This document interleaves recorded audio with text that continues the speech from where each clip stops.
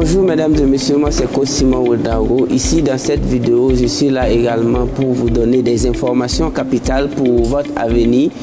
Je suis à Madagascar, à Antananarivo, plus précisément à l'hôtel Novotel. C'est pas une publicité, c'est pour vous dire que bon, c'est au regard du sujet que je vais aborder que j'ai prononcé le nom de l'hôtel. Je parle à la jeunesse africaine et à toute la jeunesse. Quand je suis arrivé ici à l'hôtel, je pensais qu'on allait me demander mon niveau d'études.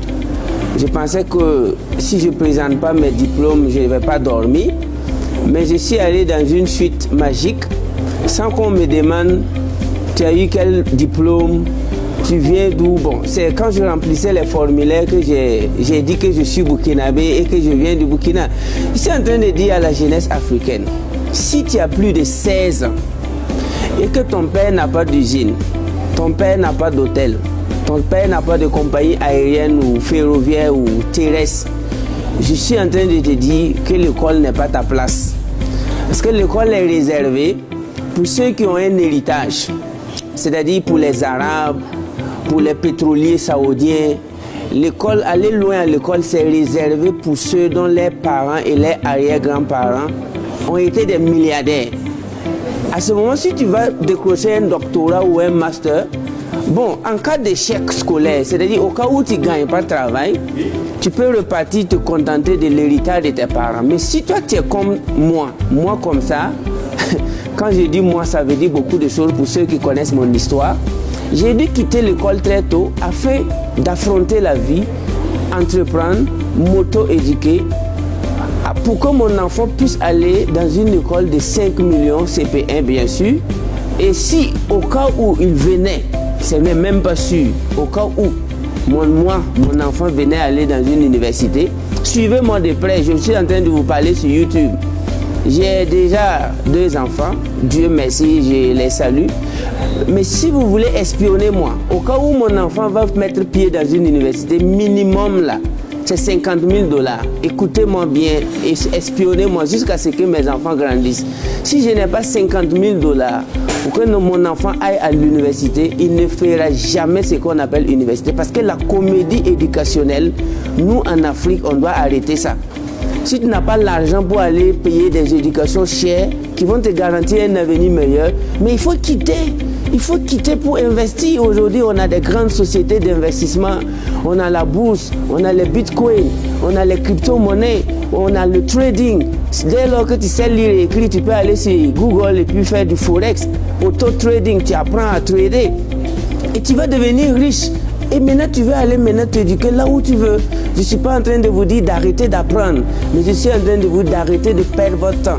N'ayez plus pitié à vos parents, parce qu'au début, les jeunes ont pitié de leur papa. Je vais te donner le bac et me chercher. Après, je vais te donner la licence papa. Après, maman a exigé que j'ai le master. Après, quand tu ramasses tout ça, tu reviens à la maison.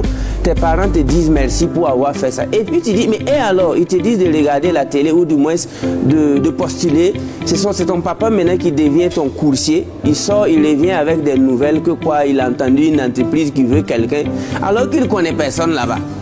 Donc ton papa plus tes professeurs, plus ta maman, plus tes oncles réunis ensemble ne peuvent pas te donner un boulot d'un salaire de 300 000. Ensemble. Donc cela veut dire que tu as perdu tout ton temps en ayant pitié de ces gens-là qui n'ont même pas d'entreprise. Donc, le message que moi je vais passer ici, soyez stratège. À partir de 16 ans, si tu sais bien lire et écrire, il rentre dans la vie active, entreprend, deviens même vendeur ambulant comme moi si tu veux. Et surtout, investis dans les crypto-monnaies. Investis beaucoup ton argent dans le trading. Et tu vas voir, à 18-20 ans, tu as des milliards ou des millions. Maintenant, si tu as envie d'aller à l'école, vas-y. Parce que pour moi, en tant qu'Africain, on doit aller à l'école avec voiture. Si à 18 ans, tu vas à l'école avec ta voiture, si le prof dit des choses insensées, mais tu démarres ta voiture et tu rentres chez toi. Parce que si ce qu'il dit ne va pas te permettre d'avoir du carburant dans une semaine, tu te lèves, tu démarres ta voiture de 20 millions et tu rentres chez toi. Mais lorsque tu vas à 25 ans, tu vas à l'école à vélo. Même si on te ment, mais tu es assis, comment tu vas faire? À 30 ans, tu vas à l'école à moto et tu ne peux même pas mettre le carburant de ta moto. Même si le professeur ment, tu es obligé d'écouter.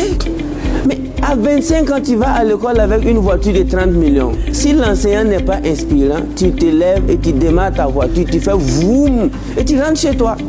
Mais vous, la jeunesse africaine, vous avez permis à des enseignants mal choisis de prendre votre avenir en otage. Quand je dis un enseignant mal choisi, c'est qui? C'est un enseignant qui n'a même pas un compte bancaire.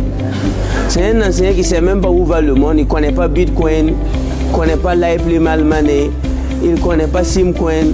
Quand tu lui demandes qu'est-ce que c'est que Forex, l'enseignant il est là, il se gratte. Il ne connaît même pas définir Forex. Donc, tous ces messieurs-là, c'est ceux qui ont pris votre avenir en otage. Moi, je les appelle les vampires de l'avenir de la jeunesse africaine.